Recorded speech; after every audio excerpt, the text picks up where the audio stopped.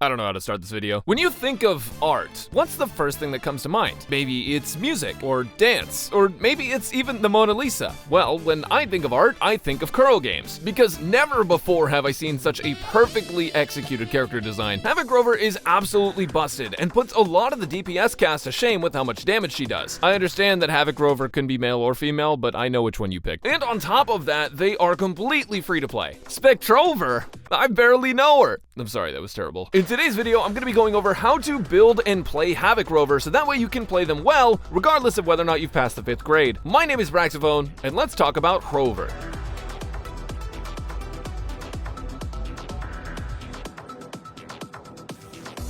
Havoc Rover is the first character in the game to use a scythe, which means I'm probably gonna main them. While a lot of Wuthering Waves character kits are incredibly complex, Havoc Rover has one objective: to make you forget that you're playing a gacha game. The damage that they output is close to the amount that my high school bully did to my mental health, and there's literally no reason to pull for a 5-star anymore because this is the first MC that doesn't feel like a 4-star. First off, Havoc MC has a cool basic attack combo where they become a flying type Pokemon, but we don't really care about that. Havoc Rover's Forte circuit bar fills up from basic attacks and using their skill, and when it's full, you can use a heavy attack and activate Umbra Eclipse. How does Havoc Rover cut their hair? Umbra Eclipse it. This is essentially a stance change for Havoc Rover where they decide to go sicko mode. Rover gains enhanced basic and heavy attacks, as well as an enhanced skill that absolutely f***s. The only thing that doesn't get enhanced is the Resonance Liberation, which is completely understandable. What the f***? This insanely strong ability turns Havoc Rover from a decent DPS into a reality-altering god. The reality that's being altered is that dude's health bar. Havoc Rover has two passives, one that increases Havoc damage and one that gives more energy per hit, both while in their enhanced state. For intro skill, Havoc Rover dishes out some Havoc damage, and for outro skill, Havoc Rover becomes a support. They reduce the damage you take overall by making sure the enemy f***ing dies. On top of that, all of Havoc Rover's sequence nodes are free, and though you can only get 2 as of making this video, they're all pretty helpful. Like S1 that gives a huge skill damage bonus, and most importantly, S2, which resets your skill cooldown after you've entered your enhanced state. Stack up all of that with Havoc Res Shred from S4, S5 basic attack bonus, and free 25 crit rate, and you quite literally have the most absurd free-to-play damage in the game. So how do you play her? Well, outside of just deleting everything from the game, Havoc Rover actually plays very similarly to GM, where you basically never want to play them outside their enhanced state. However, Havoc Rover can also be used in Quick Swap. With her second sequence node, you'll always want to skill before entering her Dark Surge, even if your gauge is already full, because it resets her skill cooldown, so you can quickly get out 2 skills to grab more energy and deal more damage. I'll go over the rotation more in the team section, but for now, level up your Forte circuit first, Resonance Liberation second, skill also second. Yeah, I didn't really think that one through. And let me teach you the #1 tip for playing Havoc Rover, right after this message from today's sponsor.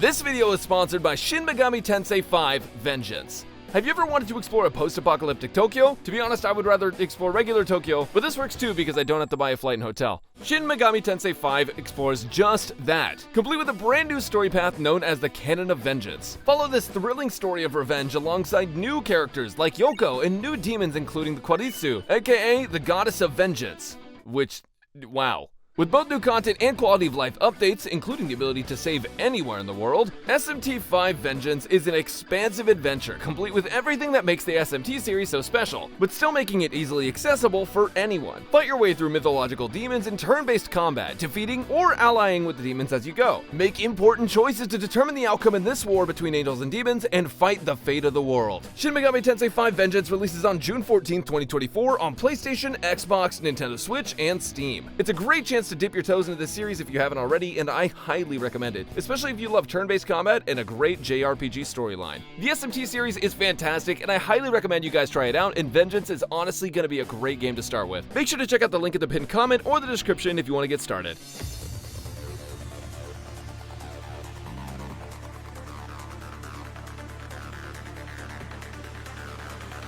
I need to come clean with you. When you're playing Wuthering Waves, you're not actually playing Havoc Rover. You're playing Dreamless. For some reason, they made the Echo in this game the actual main character. Dreamless is basically just the king of curses. The reason Dreamless is so busted on Havoc Rover is because it actually has an extra effect that makes it so that after you use your Resonance Liberation, Mother's damage gets increased by 50% for the next 5 seconds. That 50% damage increase is actually absurd and makes Havoc Rover a ridiculously high potential DPS character. Now, the best setup for Havoc Rover is the sun-sinking Eclipse setup, all 5 pieces. When fully stacked, it gives up to a 40% Havoc damage bonus, which will apply to the entire kit. So if I were you, I would get to farming the dog, the percussionist, and the tentacle monster. For main stats, you'll want to go with a 4-3-3-1-1 setup. The 4 setup can work for early game whenever you're low on crit, but the full 5-piece set is going to be better 99% of the time. On your 4-cost stream list, you'll want crit rate or damage, but later on when you get S6 unlocked, you'll likely just go crit damage. For the 3-cost, you'll want Havoc damage, and for the 1-cost, you'll want attack percent. As for substats, getting a good crit ratio is important, but other than that, you'll want to focus on getting to 130% ER, so that way you can actually get your Resonance Liberation up pretty frequently, and outside of those, any damage bonuses are good, and attack percent is also solid. So here's a build summarized for those of you guys who are like me, and have an absolutely horrendous goldfish tier memory.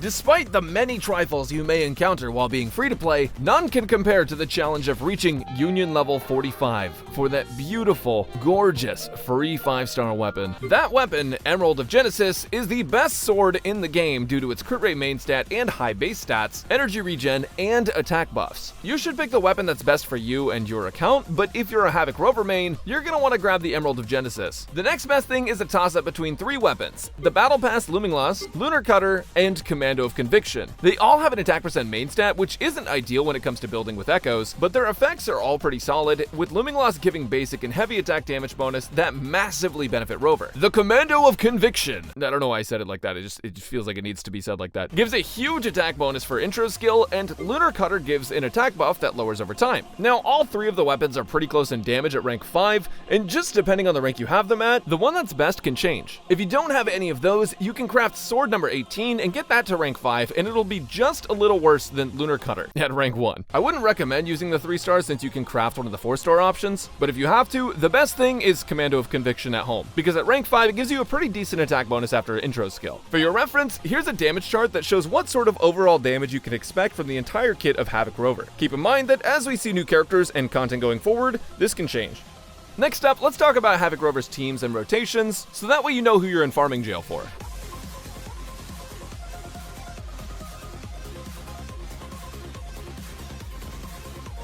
So when it comes to Rover teams, there's actually a ton of different ways that you can build a player, and the reason is because there's so many different characters that you can play in this second slot that Dungeon is in right now. If you've been playing Wuthering Waves for a while, or if you've seen I Win to Lose video on swaps, you might recognize that you are able to swap out of characters mid-animation a lot of the time. For example, if I swap the Dungeon right here after I hit them, you get to finish the whole animation from Havoc Rover. Same thing applies to echoes like Dreamless, where I can go ahead and swap off, I can do the other Dreamless, swap off, and as you can see, they just keep going, they just keep attacking, which is really great. This also applies to her enhanced skill, so once you enter that, you can swap to another character, still get that damage off, but already start attacking on the next character. Now, the thing I love about Havoc Rover is that because you can run double Dreamless here, you can go and use her ult, use Dreamless, swap to Dungeon, use Dreamless there as well, and there's a ton of different ways to get value out of both of those characters. But one of the major downsides of playing Dungeon is that she's not a very quick swappy character. Sure, you do have Dreamless, which is going to help a lot, but she's not a character you use skill on and instantly swap to another character to use their skill on, and then Forte Circuit. Dungeon has to take up some field time to get her Forte Circuit up, whereas Havoc Rover does not. Now, Encore is in the same boat, because her skill is going to charge up her Forte bar. Encore's on-field damage is already pretty solid as is, but if you can charge up her Forte gauge by using her skill and swapping to another character like Havoc Rover, and then swapping onto another character to get their outro skill or their Forte gauge up, and then you swap back to Encore again, wow, you can use her skill again. Wow, it's crazy. You can actually swap to Havoc Rover, and then you can use her skill again in a second. Wow, and then you can swap back to Encore. And there's really just so many different ways you can play it. Obviously, this isn't the giga optimal rotation, but just the fact that you can go ahead and swap characters and consistently do damage between all of them means that you have a lot of flexibility in how you play this team. And honestly, it's a very fast-paced and fun team to play. Now, what teams am I talking about? Well, there's a few of them. First team that I showed you is this Verena Dungeon Rover team. Now, this would play like your normal hyper carry, where you would have Rover on field for about 15 seconds, Verena buff, and then outro skill from Dungeon would also give you Havoc damage deepen. You would get 2 sources of attack from Verena, 15% damage deepen, 23% Havoc damage deepen from Dungeon, and then you would basically just dish out a ton of damage on Havoc Rover. The problem is Dungeon is a very selfish DPS and cannot effectively proc her outro skill on a consistent basis. There may be ways to circumvent that in the future, but this rotation does feel a little bit awkward. However, because of all of the buffs that you can get, it's still a very solid team. All you have to do is make sure that after you proc the outro skill, you're going in the right order to pick up the 30-second buff, the 14-second buff, and then play Rover. There's one thing you can do while your Concerto gauge is filling up, and you can actually switch to Rover to use a skill on occasion. What that'll do is dish out a little bit of damage and help fill that Forte gauge, which is going to be very helpful for getting your uptime when you go into this enhanced state.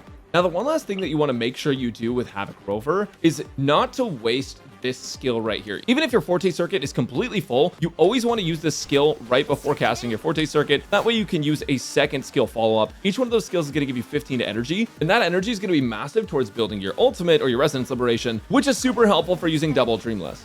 With this team specifically, your opener can be using Verena's Resonance Liberation to try and get that attack buff, swapping to Rover, using Rover's ultimate, going straight into Dreamless, swap the Dungeon, go straight into Dreamless again. That way you have double Dreamless, you do a ton of damage right off the bat. You can swap back to Rover, use a skill, and that basically has cleaned up the first wave already, even without any grouping, just because enemies have been so grouped together. It's a really strong opener, and then you can just swap to Verena, and your rotation can begin as normal. You're gonna proc Dungeon's outro skill, go into Havoc Rover, skill, use your skill, Forte Circuit skill, straight back into it.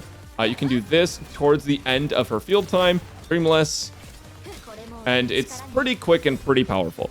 And all that's because we were able to stack up all those buffs. But there are other teams that, in my opinion, are more effective. Specifically the Quick Swap team with Encore and Havoc Rover, even though Encore is not providing any particular buffs for Havoc Rover, because both these characters have pretty low skill cooldowns and can dish out a lot of damage in bursts. Using Encore here isn't bad, and there's also other character options that you could use in between Havoc Rover's uptime. Basically, if you're playing characters that are a little more selfish and want more field time, then Havoc Rover wants her full field time, whereas if you're using characters that don't need to use a ton of field time but can still dish out solid damage, then you would want to play a sort of quick swappy play style where you're just using cooldowns and not trying to go into her enhanced state a ton, and that's going to be something more like this team.